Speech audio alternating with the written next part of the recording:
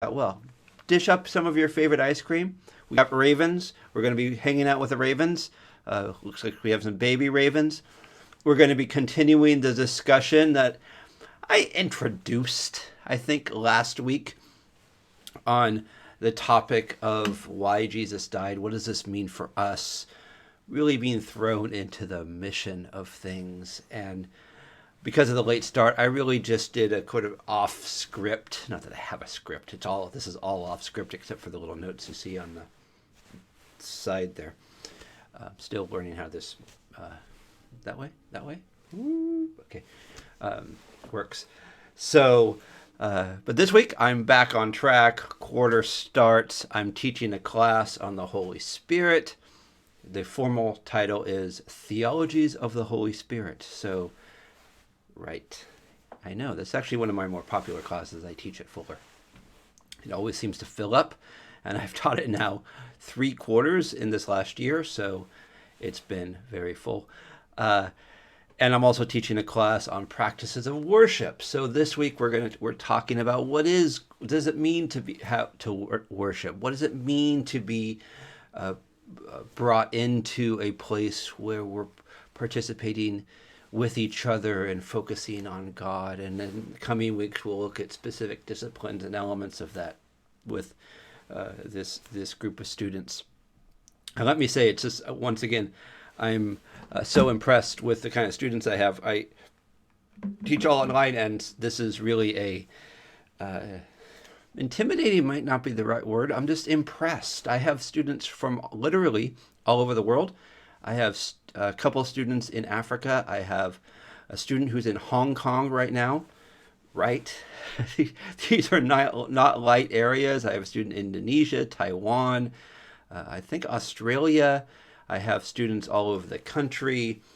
And it's just this wonderful experience of learning from these students. And because of online, many of them are pretty well experienced in their careers or doing second careers or exploring their calling in light of all of the things that, rather than being passive in their church life and Christian life, they're doing. What I'm encouraging here is digging more deeply. If you're going to talk about faith or you're going to talk about religion, know what you're talking about and study the thing. If you want to know any other religion, study the religion. Don't study the people who are against the religion, because they're going to twist and turn it. And whether you're here learning more about something of your own faith or just passing through and hearing me talk about Christianity, my goal is to really invite you into learning. Feel free to dig deeper. I embrace, invite that, but also feel free just to know what it is, because so often what is popular, what gets on the news, both from the supposed supporters and also those who aren't support, is this distorted sense, because the reality is a lot of Christianity is shallow in our era and in a lot of directions, whether people aren't wanting to commit or just because they're so focused on doing the thing of evangelism or some task that they have pushed aside the deeper areas of study. And while they're passionate, it really is a kind of distorted experience. And so my goal here on Twitch, of all places, someday I'm going to be playing video games. I promise that. I do play, and yet it's always more my off the grid relaxation. But some point I'm going to get there. And this is what I want to invite people into, thinking more deeply, into exploring, into asking questions, into simply learning, and in that addressing the kinds of issues and concerns that we all have, and to say, well, this is what Christianity has to say on it, and this is what Christianity is, for good or for ill. I think it's for good, but some of it's complicated. And one of the big complications we're going to get into in Christian theology is this topic here, going through the Apostles' Creed. And there's this one theme that people often pass over. I actually really wanted to pass over it when I first taught this class, because it's difficult. We jump so quick from Jesus being born to Jesus dying, and then right into Easter, which is Jesus being resurrected. And yet, just as we overlook so much if we skip the life of Jesus, so too we overlook a lot if we skip the death of Jesus. There hasn't been a lot of discussions in my experience on Jesus dead. We say, yes, Jesus died. All right, but quickly jump ahead, because what does it mean to say Jesus was dead? Why should we say this? Why should we say this in the creed? And what happened in that experience? And not only did I find when I dug into this more deeply that it's vital for Christian theology and how we talk about what comes next, it's also this immensely rich way, pastoral, speaking into our lives and speaking into hope, oddly enough, and speaking into these deeper realities of conflict that we might have with God, or understanding how is it that God's working in this world, or how do we deal with crises or our own frustrations. And this is now one of my favorite themes to talk about, maybe because, as I've written before in other places, I just feel my own Christian faith is in that more Saturday place. You have Good Friday, Jesus is dead. You have Easter Sunday, where Jesus is risen. You have this in between. The work is done, but it's not yet. Right? And I think a lot of people are there in this place, and yet we're liturgically often forced to go too fast. And I like to sit with this theme, and I will be sitting with this. We'll be talking about this for at least a few weeks now, because there's a lot of elements that the more I looked into it, we get into what was Jesus doing, into what does that mean for us? How does that mean?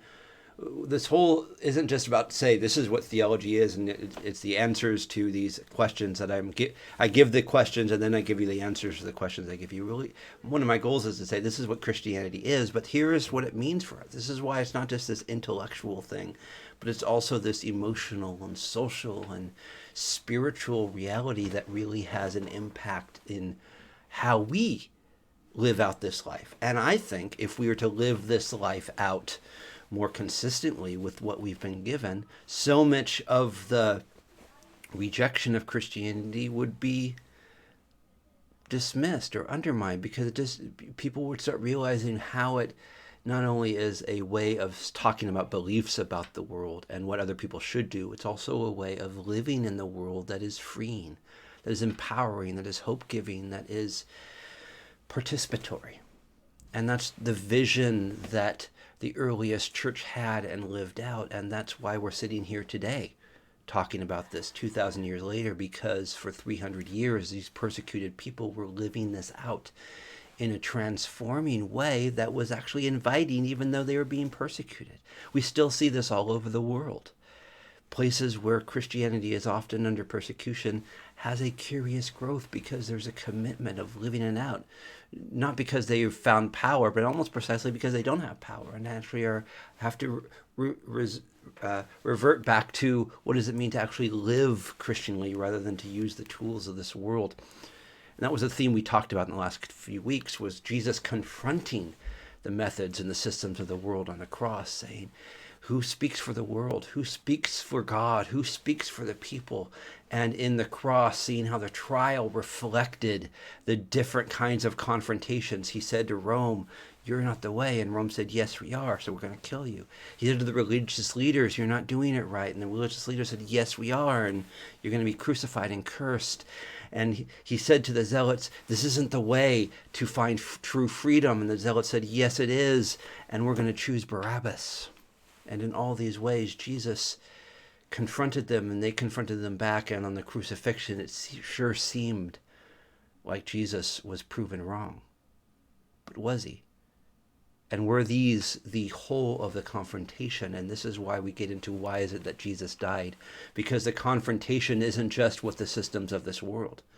It's with the very depths of what it means to be human, with our encounter with life, and ultimately our encounter with death, because the ultimate confrontation, the ultimate power that Rome had was death. The ultimate power the religious leaders had was this threatening of eternal separation. And we go down the list, and there's this put whatever system, what we're fundamentally bumping up against is that we are mortal and engaged and experiencing death, and it does something in us that we both are always exposed to, and yet we're always resisting. Why is that? What do we do with death? Do we say, yes, death, it's what happens? Well, Christianity says something different. It says that the power of life and death isn't in the hands of either fate or whatever powers of this world, that it's really in the rule of God. God is Lord of life and also of death. But how do we know that? What does that mean for us? What is then the invitation? What is the work of Jesus in this? And so we're going to get into, what does it mean to say Jesus died? The picture there that's blocking a lot of these great raven images, I know. We're going to have a little less of big images. If any of you know what that is, it's from a famous book, Dante's The Inferno, so the 7 layers of hell. And so if you go down, that's sort of the descent into the bottom layers. And if you've ever read this, it's a really worthwhile study, both of the medieval Christian traditions of hell and sort of the doctrines and patterns that came up and how the different punishments. And it's also one of those great testaments of literature is don't make authors mad at you, because Dante not only was writing about this place, he was also putting people in there and wrote about very specific people and the kind of punishments that they got for their various crimes or sins or the rest. And so each level is this level of the kind of sins, from very surface fleshy kind of sins and the kind of punishments to all the way down at the very bottom.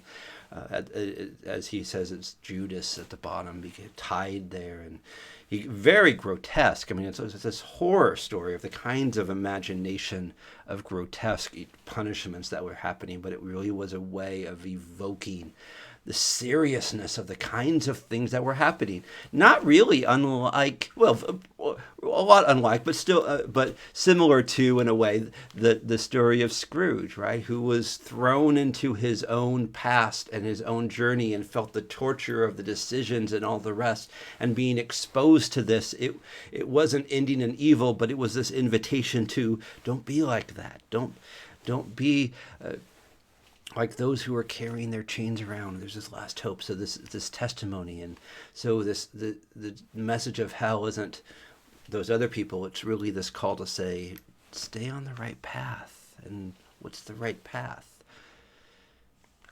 Well, that's the question, isn't it?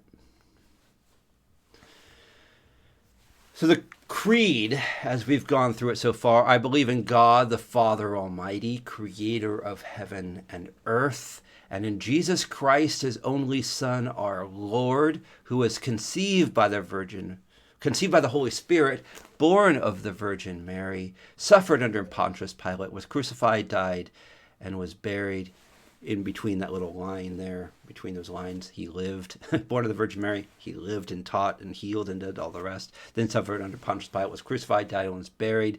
He descended into hell. This is where we have actually differences in versions of the Apostles' Creed. Some say he descended into hell, which is theologically complicated. Maybe the easier version is he descended into the dead, which is to say, whatever happens in death, there he went. So what do we do with that? He descended into hell, or he descended to the dead. How do we understand this? Not only teasing the crows, right? Good timing there.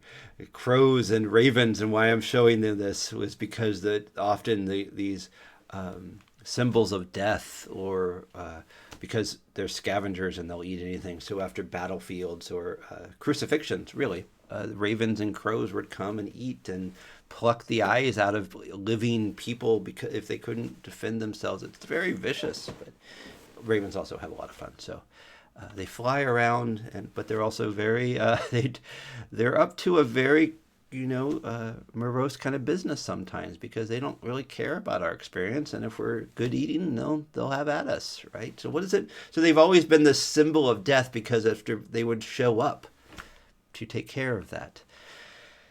So we're going to watch the ravens. I don't see them necessarily as symbols of death only, right? It's complicated. I love your last name Odin, of course. There you go. I'm a fan of the Ravens. I'm worried they won't come back though, right?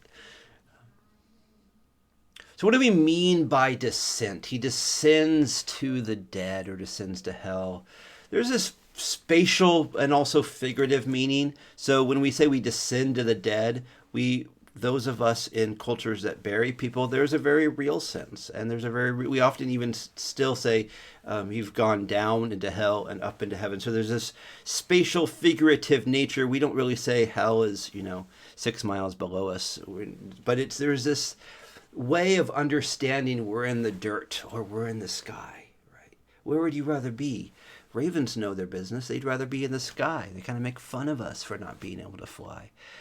It also means real death. So when we talk about descending to the dead, there is this sense that what it means to be human is walking around on the earth. What does it mean to be dead?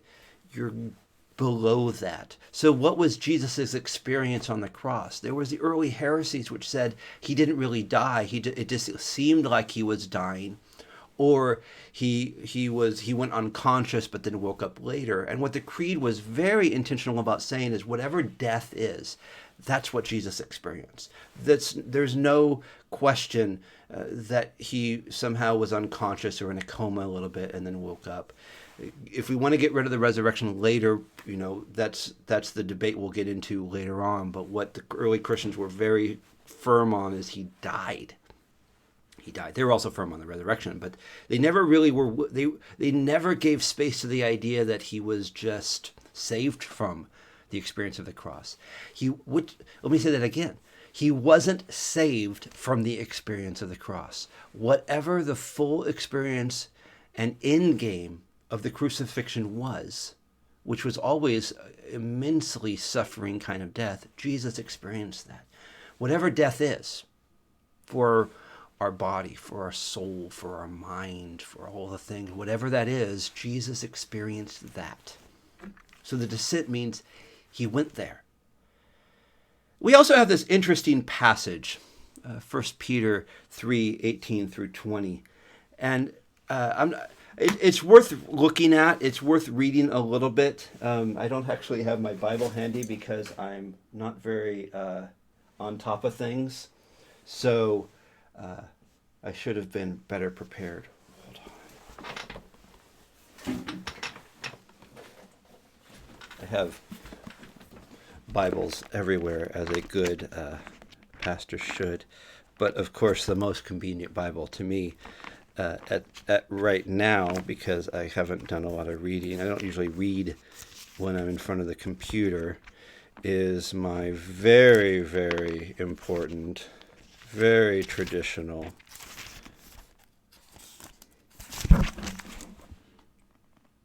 Scofield Red Letter Bible. That's right.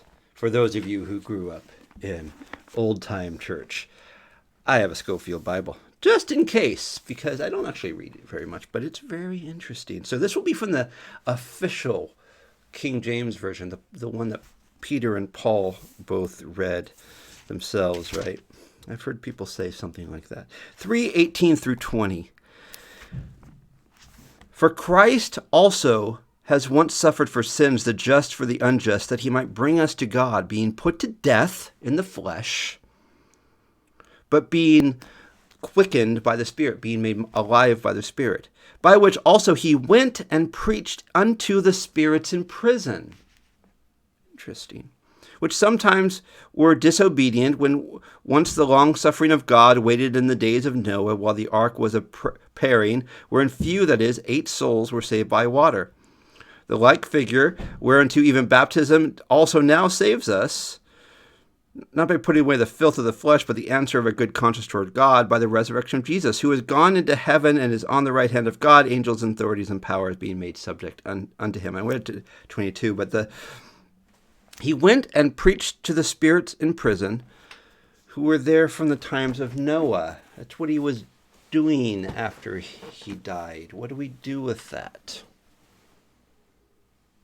I'm sure there's a lot of official ways of explaining it, but it's actually a very complicated passage because we don't quite know. So you end up having a lot of people ignore it. But whatever it means in terms of Jesus going through and preaching to those who were dead means he went to where, whatever the experience of death is, there Jesus was. And we see Raven following a coyote. When I lived in the mountains, and bothering a coyote. When I lived in the mountains, you could always tell where the coyotes were hanging out in the valleys or in the near streams or something, because the ravens, you'd start seeing ravens going in, and more often than not, the ravens would be either following or harassing a coyote. Also, if you ever get a chance to watch a raven and a hawk, do it, because you see, as we're seeing there, some of it, the aerial combat of ravens versus hawk is absolutely wonderful to see. That has nothing to do with what we're talking about, and there's a bear. Also nothing what we're talking about, but wolf. We're getting a whole, selection of animals here in our raven study. So Jesus, this is my way of dodging the question, what was Jesus doing when he preached to the dead?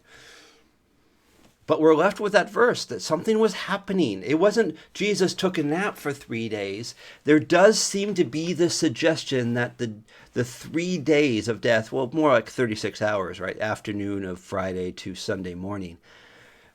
There was this mission in the midst of the mission. There was this purpose that was happening. All right.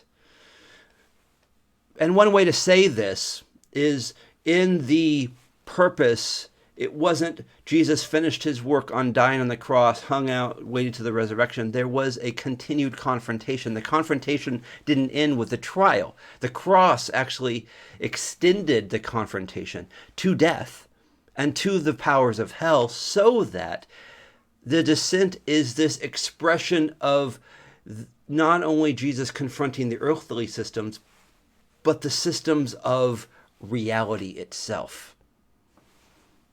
Darkness, death. He didn't limit, why would he argue against Rome when he could argue against death? And this is what we see him doing. He's arguing against death. He's arguing against hell. And that's a message I don't often have heard in churches, that Jesus argued against hell. Preached. What was he doing? So this is where we're going to bring in a little theological language along the way, because I think it's helpful to add a little bit. We've done this now for a few weeks, for those of you who are here all along. The descent can be seen as addressing the issue of theodicy. Boom, boom, boom. I have that in red. That's your vocabulary word for the week. You feel free to use that in a sentence. What do I mean by theodicy? The more common way of understanding that is to say it's the problem of evil.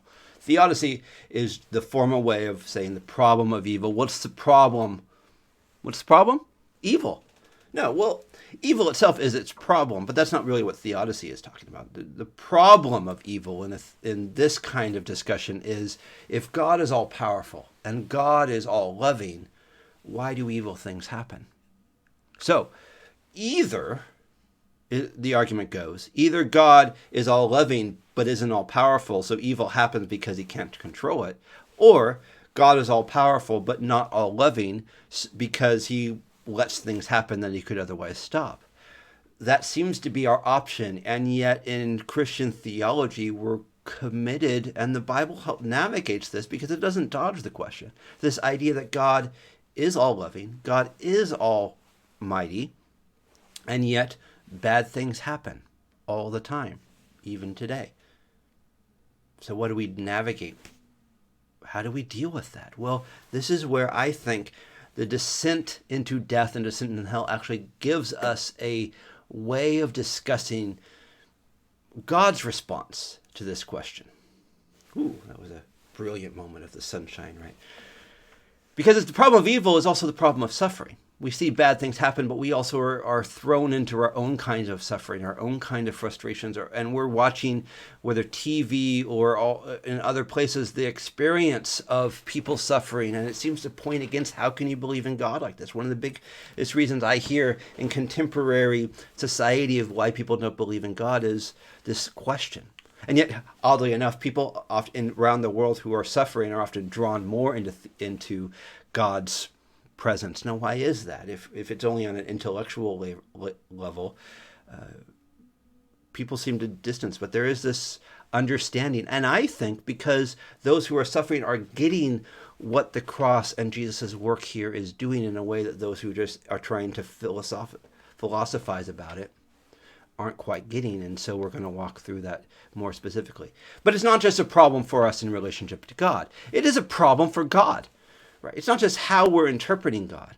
It's not just well, I don't know if I can believe in a God like that. How can God exist in the way that God says he exists in light of our experience of the world? How do we talk about God in a way that reflects all the big language that we used before and be consistent? How can God be consistent with what he says in light of these problems? How can God really be called God? Either he's not God, or we're misunderstanding him, or he's making stuff up. And this isn't a new argument. I'm not saying anything somehow that's heretical. This goes back generations, the book of Job. You're not just generations, like thousands and thousands of years. People were really confronting with the idea that the gods, this reality beyond us, isn't as easily navigated as simple versions might say. And so sometimes approaches to the pantheons made the gods very fickle. Like, we'll serve them, but we don't know what they're going to do. And there's this kind of complicated relationship. And yet the story of Israel in the Old Testament is one in which there is this encounter with darkness, encounter with death, encounter with the brokenness, and yet also holding on to this statement that God is Lord of all things. But again, the funny thing about that question and saying, well, that's the drop-down argument against Christianity is it's all through the Bible too. The Bible doesn't dodge that question. In fact, that's at the very beginning of these questions is, what do we do with brokenness and death? Right there. How do we navigate the fact that there is just gross experiences and the thriving of one often means the destruction of others? How do we talk about God loving all things, all people, in light of that? All right. So, problems with God. This whole discussion tonight, I think, is going to be setting up a lot of problems and engaging it. Hell in Scripture goes by different words. In English, we've actually, oddly, we have a lot of language and a lot of words for a lot of things, but we also don't have a lot of words for other things, and we're dealing with multiple traditions and multiple discussions. We have different names that get translated as hell. English simplifies it, but all these names have very different kinds of histories to them. And I'm not an expert on the languages. I've studied them, but all of these have a deeper history worth studying, but also a deeper cultural relation. The simplest way of understanding is dumping ground. I think that's the Gehenna, this place where all the trash was thrown. So hell is this where all the trash is thrown. Another one is a prison, Sheol. I think that's the word for Sheol. Ooh, buy followers.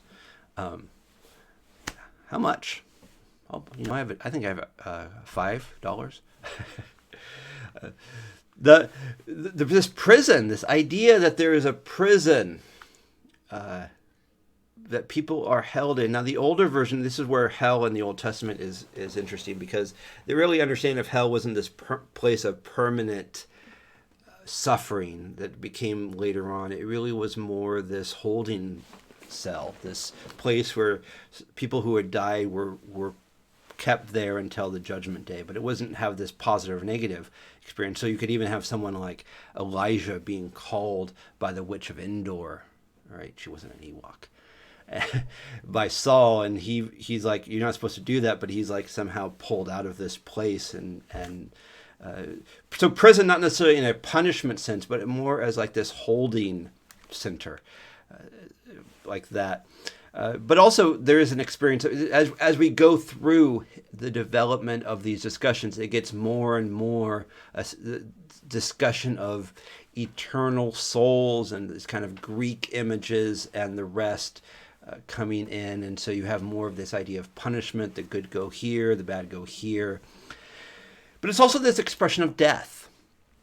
Is this idea that the death is understood as this darkness, this emptiness, this brokenness, this corruption. Well, has a deep symbolism that people just don't just stop and say, all right, they're done. There really is this understanding that something is continuing, some kind of experience. Well, what does that look like? Well, different religions have different versions of that. Some have this, you're going to go back through the cycle again. Some have dead is dead, right?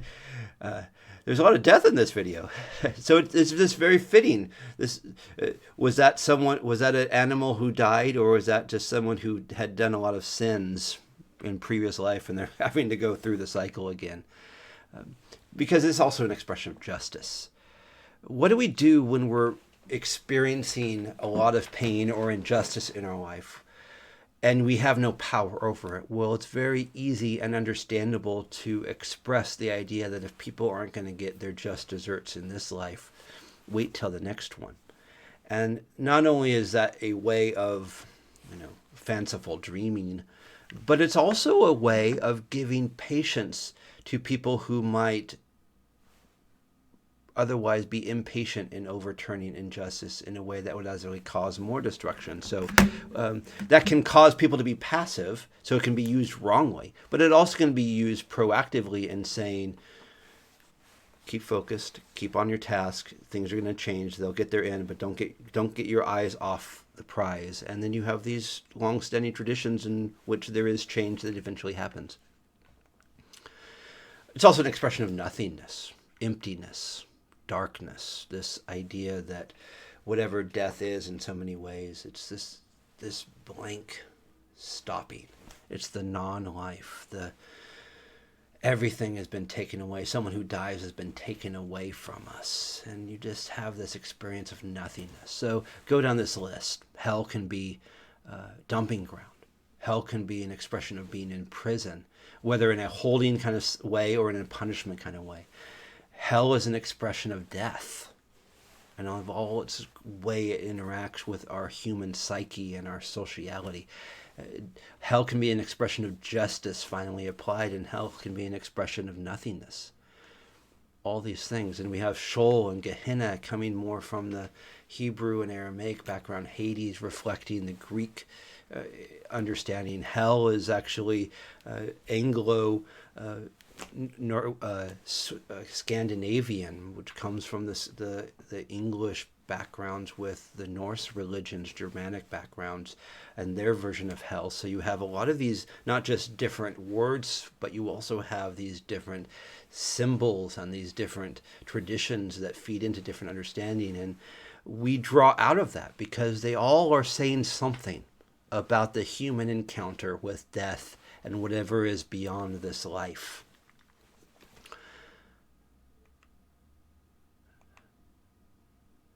So we have this message in Scripture that some people are guilty and sent to hell. So there's this punishment, there's this justice that happens. But we're wrong to see this as something that's purely on the other side of this life and death experience, because some people already feel those things I talked about in the previous page. In experiencing hell even now. What did I say?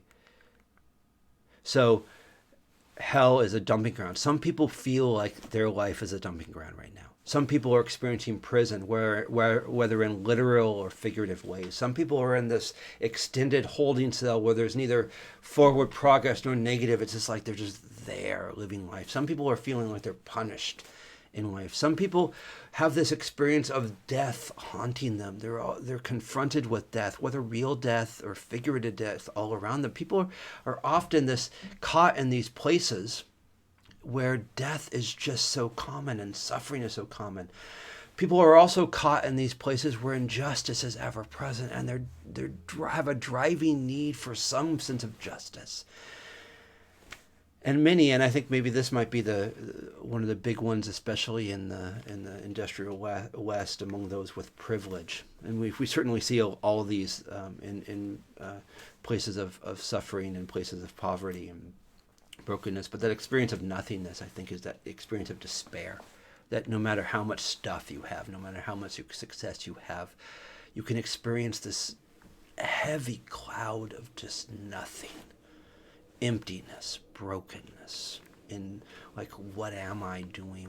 And it can be so deeply thick that people commit suicide because they're so consumed by and overwhelmed by this experience of darkness and nothingness, this experience of hell in the moment, that death is actually seen as a release. What other idea other than hell can say life is so hard it's better not to be alive? So they experience hell even now.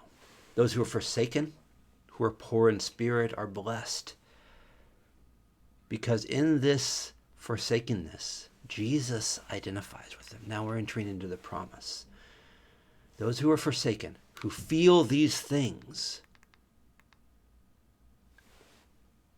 Jesus experienced these things. He was dumped. He was thrown into prison. He was put in a holding cell. As it was extended, he was punished. He experienced death. He experienced injustice. He experienced the nothingness of being isolated from his family and friends and their rejecting of him. So what does it mean to say Jesus identifies with them? Now we're getting somewhere, because Jesus is identifying those who are in those categories. He's not identifying with the emperor. He's not identifying with the religious leaders. He's not identifying with the zealots. He's identifying with those who are experiencing hell in this present life. And that's the experience of the cross, the experience of being dehumanized. So Jesus, in his dehumanized state, continues the mission of God's redemption and God's invitation. So these are the people whose life share his own experiences. These are the people who he says, I'm with you. Now, how is that a help? It's nice to share suffering with people. Well, sort of. It's better than being alone, but we all prefer not to suffer. But hold on, because we'll get to why this is important. These are the people with whom he was cast. When Jesus says, this is my mission, this is my purpose, Jesus isn't identifying with the people who have won it all. Jesus is identifying not only with those who are broken, those who have literally lost everything. There is no further extent to brokenness. And Jesus says, here I am among these people. Here I am among those of you who have experienced that deep darkness. He identifies with those people, not with the people with wealth, not with the people with power. And so these people, the message of the Beatitudes, these people are blessed, which sounds absurd, right? How can we say they're blessed? Is this pious religiosity? No. Jesus is saying they're blessed because if he's with them, if he's among them, if he's now saying, you're on my bus, his future becomes their future. So he goes in this brokenness, communes with people, but he doesn't just leave himself there, and he doesn't leave the people there. He says, come on. There's something more. He enters into the place of darkness and despair and brokenness and prison and says, there's hope. There's freedom. Follow me. So why does this matter for us?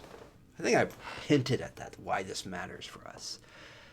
It matters for us because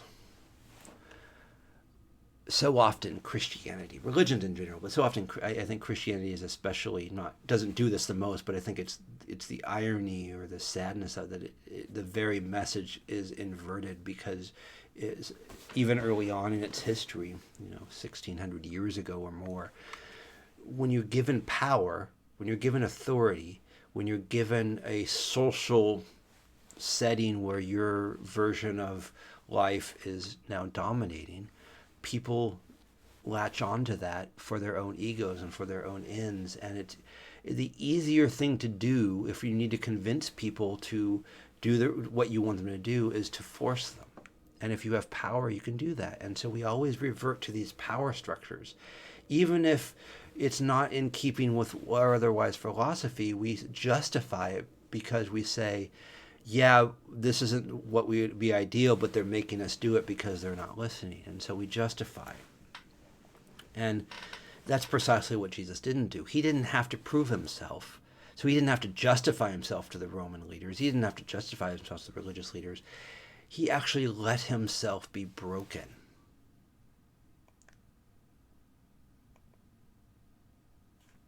And what do we mean by he was broken? So the Spirit is the Spirit of life.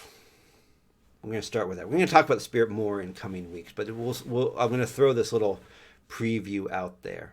The Spirit is the Spirit of life. So where the Spirit is, the breath of life, the word of ruach, we'll be able to say this all together in coming weeks. Or pneuma means wind and breath as well as spirit. Our word of spirit, which is also uses ghost, really pushes us a different direction than the original languages do. So the Spirit is the breath of life, the Spirit of life. So the presence of God is the source of life. If God removes his presence entirely, there's no life. We see this in the early passages in Genesis where God gives his ruach and something is alive. God removes his ruach. The object dies. And so the presence of God is the source of life. When the Spirit is present, there's life. So the death of Jesus, then, wasn't rhetorical. It wasn't symbolic. It wasn't this, we're going to pretend and go through the motions thing. When he says, God, why have you forsaken me? There is a real experience of genuine separation. He really fully, entirely died, whatever it means to be dead, whatever it means to have that extent of the physical and mental and spiritual and all that death that is so in keeping with humanity. Whatever that experience was, Jesus experienced that in full. In death, Jesus was forsaken as God, by God, which is theologically extremely confusing. And this is where I'm like, am I saying it right? Because Jesus is God, but he was forsaken by God. For Jesus to have died, for us to testify that Jesus is dead, we have to say that the Spirit and the Father were separated from his experiences. Otherwise, he couldn't have died. But he was dead. So it wasn't this gesture of, he's putting on the show of going to experience something. He's like the politician who goes and works in the factory or flips some burgers for. No, he was in the mix of the whatever that experience was. He was dead. So he wouldn't have experienced death if he wasn't experiencing his forsakenness. So who has experienced the forsakenness? Who has experienced the rejection of God? Who has experienced questioning whether God is even present or even real because of the suffering and the darkness? Who among us have experienced that? Well, Jesus has too. Otherwise, he couldn't have died.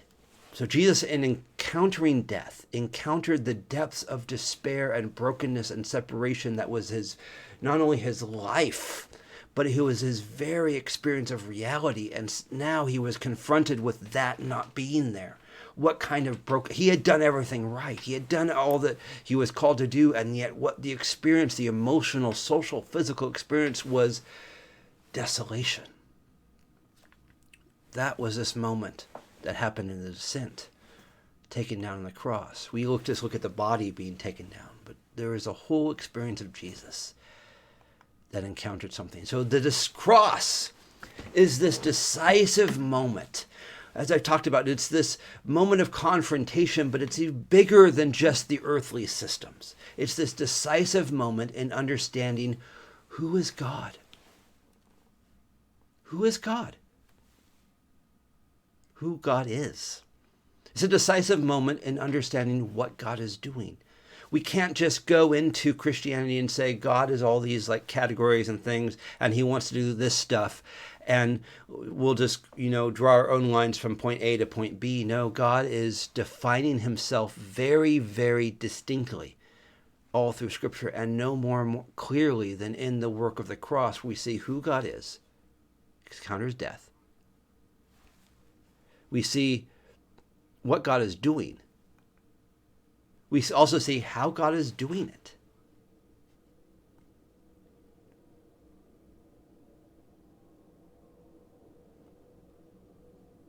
How is God doing it? And whom God is including. I'm trying a little good grammar. Is that good grammar? I'm trying it out. We'll see.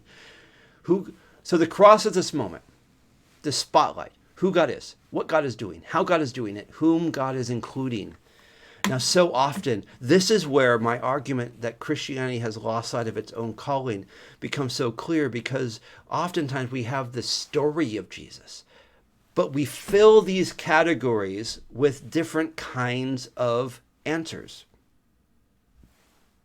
We have a God, Jesus, and all the rest, but it's different than the God on the cross. We have God doing things, but we want God to do things differently than what God says he's doing here. We want to see how the method of God being more like the method of the world. And we want God to include the people we like, include us, and not the people who make life difficult because they're kind of messy. We take the story of Christianity and fill it with our own content. Well, what happens? We've got Christianity of its very core. Because when we look at the cross and say, this is who God is, this brokenness, darkness, God is there. What is God doing? God is engaged in experiencing suffering. How is God doing it? God doesn't use the methods of this world, but God takes the weight of the world on God's own self. And whom God is including? Those who are in prison, those who are suffering, those who are outcast, the people society has rejected, and God says, I'm with you all. Come with me. So this answers the big question, and I think this is why I go from saying, oh, the dissent stuff has some good ideas to it, to, wow, when I realize this part, right, now I'm setting it up. So the question we're left with, and I think this is the key question in our own experiences in society, in the world, and people who often think they have to have this version of success or power or riches or do everything right to say, well, now God's with me. The question that we're left with the dissent is, where can God be found? Can God be found in the temple? Sure. Can God be found in church? Of course. Can God be found in a marketplace? Yeah, why not? Can God be found in heaven? Yes. Can God be found in beautiful art on the ceilings of places? Of course, right? That's what we want. We want God to be put in places that really fill out our vision of who God is. But God has done something different. So where can God be found? Where can God be found? If Jesus is found in death, so where's Jesus on that Saturday? He's dead. Jesus is in hell. He descends into hell. The question isn't where God can be found. The question is, where can God not be found? If hell is, by very definition, the place that is in separation from God, the place that God punishes, the place that is all that is not God, as Augustine even said, this is not God thing, experience of sin and death and hell. And Jesus is found there, and thus Jesus is God, and God is found there. Where can God not be found? All the definitions of suffering that I talked about before can be accompanied by Jesus, because he's already experienced that. Can God be found in nothingness? Yes. Can God be found in punishment? Yes. Can God be found in prison? Yes. Can God be found in holding cell experiences? Yes. Can God be found in suffering? Yes. Because that's the definition of what hell is, and Jesus went to those places. So, by definition, if Jesus is in hell And hell is this experience of the ultimate place where God can't be. If God can be found even in the place where God by definition shouldn't be found, then every experience of life can be a place where God is present. All the definitions of hell include Jesus' experience. The sacred invades every nook and cranny of the secular. The sacred invades every nook and cranny of even the evil and the darkness and the brokenness and the suffering. The sacred doesn't have to be this protected little delicate porcelain pretty thing we put up on the shelf and put a fence around and bulletproof glass over and ropes on the side and say, look over there, you can kind of see it. The sacred is in the trash can. The sacred isn't in the dumpster. The sacred is in the fire pit. The sacred is in the alleyway where there's just trash and sewage and all the rest. And Jesus is in that, which sounds, of course, absurd. We don't want to talk about God being in a toilet, right? But that's where people's experience of life is, and Jesus, by definition, goes there.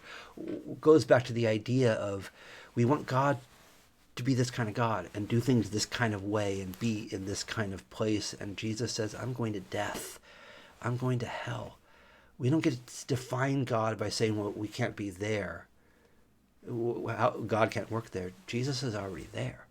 So if we want to encounter Jesus, what kind of people do we have to be? Who do we have to include? If Jesus is including all these kind of people, who do we include? Where do we find Jesus? So the question is not, where can God be found? But the question we're really left with, in light of the descent, is where can God not be found? There is no experience in earth, above earth, or below earth where we say God isn't there. God can't be here. In every experience of life, then, there is this message of hope that breaks out. It's not diminishing the suffering. It's not saying, people just need to get over themselves. It's actually taking the suffering more seriously. It's saying this is genuinely horrid. This is genuinely so bad that you don't have a way out of this. And that's why Jesus goes there. In going to hell, Jesus says, I'm with you. Follow me. There's a way forward. Because God can be found in the places that nobody expects him. So Jesus didn't just identify with the God-forsaken in their struggles. He didn't just say, I get you, your stuff is bad. I'm there. I acknowledge the fact that, he didn't just, do his Facebook likes and donate some money to help the cause. He entered into it, because this is the thing with suffering. You can understand suffering sort of you can understand it intellectually, but what people often don't understand with suffering, whether it's being homeless or poor or physical illness or all the rest, is it's not just the physical experience that you just can throw answers at. There's a deep emotional and spiritual reality to that, which is oftentimes more severe. We see this in the Exodus narrative. The identifying of slavery for Israel wasn't just a physical experience. It was became so embedded in their own self-understanding that it took a long time for them to think of themselves as a free people, even though God was continuing to do a work. So in being forsaken himself on the cross, he doesn't just say this thing is bad, but the only way you can understand that kind of experience is experiencing your own version, your own experience of it. And that's what happened with Jesus. He didn't just say, I get it, but I'm with you. I know what it means to be physically broken, but also emotionally and spiritually and all the rest. I get it. And still the message is one of hope. So the testimony of his death isn't just, click the death chart. So he accomplished that. Then now he solved all our sin problems, and it was this transactional thing. The testimony of death suggests pain, deep, horrific pain. It suggests struggle, emotional struggle. You see this in the garden before, spiritual struggle. You see this in his testimony. He knew what he was doing was right, and yet in the midst of it, it was horrific all through him because it really was horrific. It was external, it was internal kinds of suffering. And yet he knew that this was the way that his journey could lead to a message of not just spiritual futures, but some kind of living present and hope. It was an act of obedience. He had to go into this confrontation with death, confrontation with suffering, experience of brokenness, so that he went into this crisis, the crisis of being separated from God, of doing everything right and of the wrong stuff happening. And not only the crisis of doing that, but the crisis of not experiencing an immediate victory. He didn't just get beaten and then say, ha ha, see, I'm going to, put, like we do with movies. The hero gets pushed to the very edge, but then rebounds and comes back. He's killed. He becomes this object of mockery. He becomes this, he's dehumanized. So the crisis isn't just this momentary thing with a quick victory.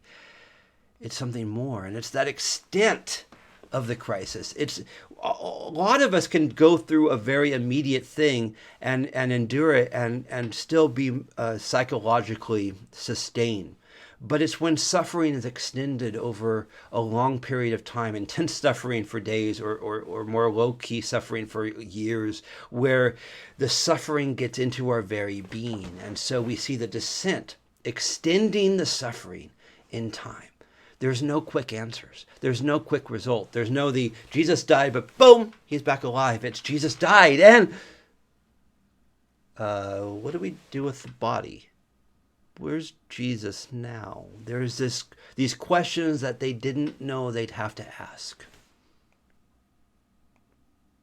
So the crisis, this crisis of suffering, this crisis of death, this crisis of brokenness, this crisis of Rome being proven right, the religious leaders being proven right, the zealots being proven right, isn't solved quickly.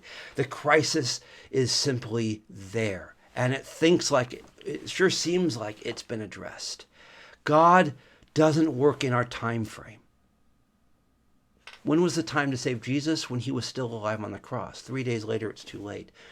How do we save Jesus? Well, you have the army come and knock down the cross and pull him off, or you have the angels show their power, or you have the religious leaders being convinced by his wisdom. God doesn't work in our time frame, nor through our systems, which makes God seem absent, which make God seem distant, which makes God seem uncaring, because he doesn't do things according to the way we think he should do them, because those are the way we would do them. And God doesn't give us an answer. God says, I'm still working. Do you trust me?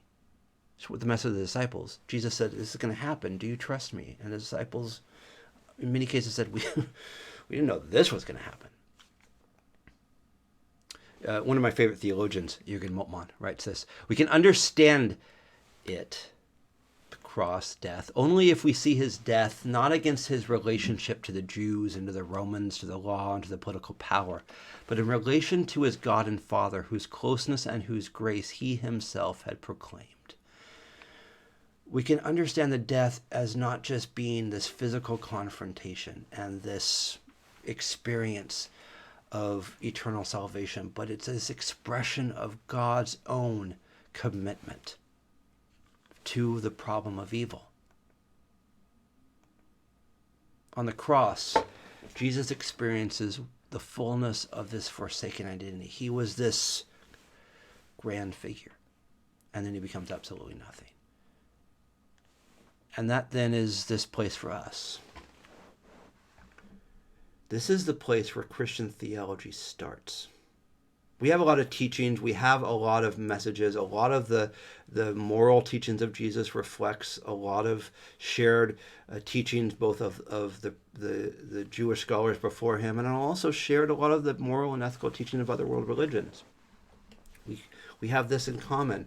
Not entirely, but there's a common place. But what Christian theology is saying something broader and deeper and more specific. There's this experience of hope in the presence of forsaken identity, in the presence where God himself is at risk of being God, where God himself experiences brokenness and separation and conflict and incoherence, that experiences of human life. So Jesus was rejected by the establishment who sought to rob him of his personhood and identity. He was dishonored in Roman terms. He was cursed in Jewish terms. He was a non-person, treated as someone rejected by the society in which he was born. And there wasn't a quick fix. There was no immediate validation, and he didn't just get made fun of or have sort of a hard time in his business or just deal with some ups and downs. It was ended.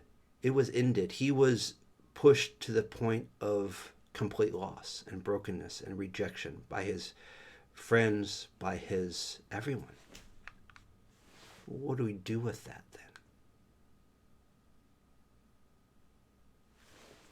We're left in this place of lament, and I'm going to end this week with this, because I think this isn't the happy ending, but I think this leaves us in a place of sitting with what is true about the descent, that we experience brokenness, we experience loss, we experience deep hurt, and we wonder where God is. We experience God's rejection, and we wonder where God is. We experience God's brokenness and absence, and we say, what's the point? We see people suffering around us. We say, there can't be God in this.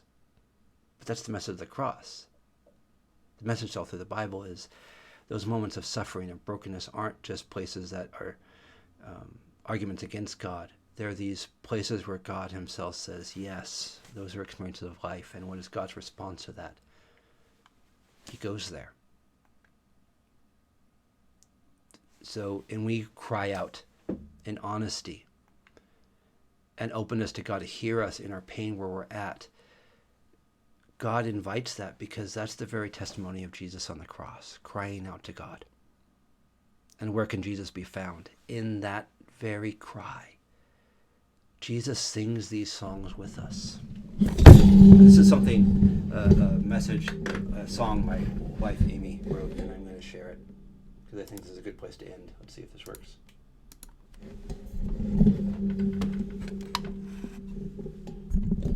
No, it doesn't work. All right.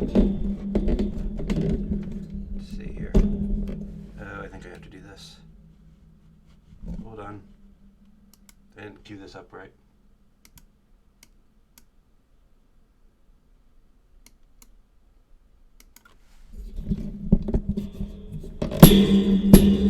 Supposed to have this big dramatic finish, and now it's not dramatically finishing. Oh, you know what? Here we go. Here, let's try this.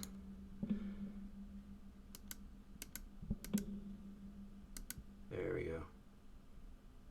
Hold on. We're going to have a big triumphant finish. 80-minute now.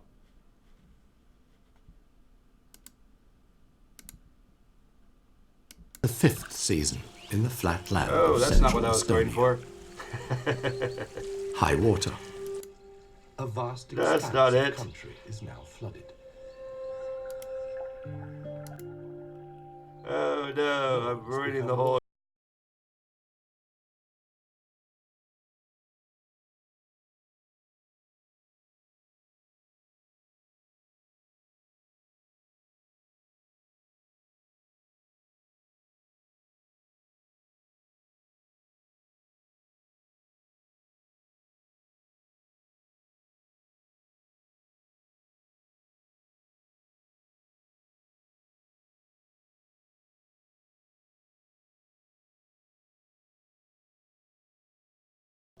Every year, this All right. mystical Now I don't know how to turn this lures audio many off. visitors to Soma. Somehow it kept going.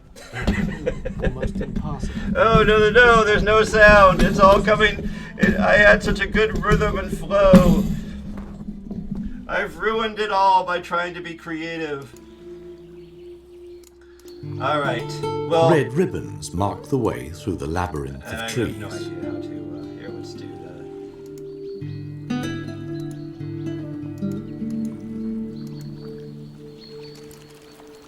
Freshly arrived from Africa, black-tailed godwits look for food in the soft ground on the edge, prevent their owner from...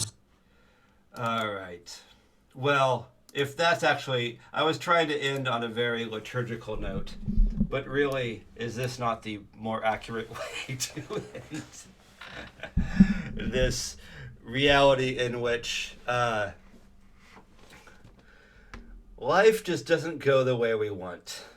And you think, oh man, we got all our plans, and I had this great ending, and it's really going to throw you into this place with God, and we're all going to end with the right feels. And it's not just suffering, it's not just brokenness. It's just, sometimes the worst part of suffering is just when everything just collapses, and you say, yeah, where's God? He's not in the things going together. He's not in the times in which we have all the right systems and all this stuff working, and we're like, then we end with this big light show. God is in these moments in which life doesn't go the way we want, because that's the experience of the cross too. God is found in these moments in which we can't live up to our own hopes and expectations, and we just say, it's hard.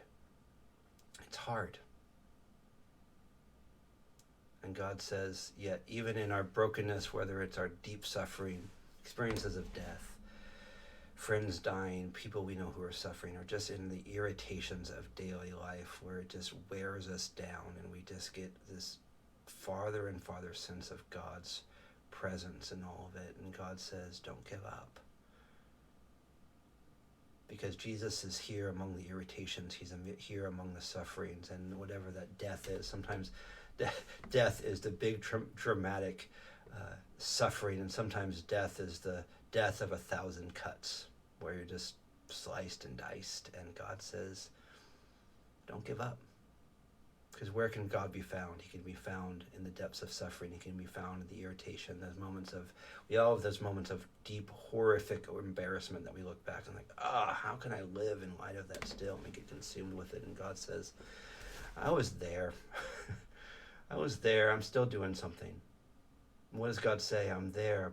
But he also says, hold on, because in being with us in these experiences of honesty and openness,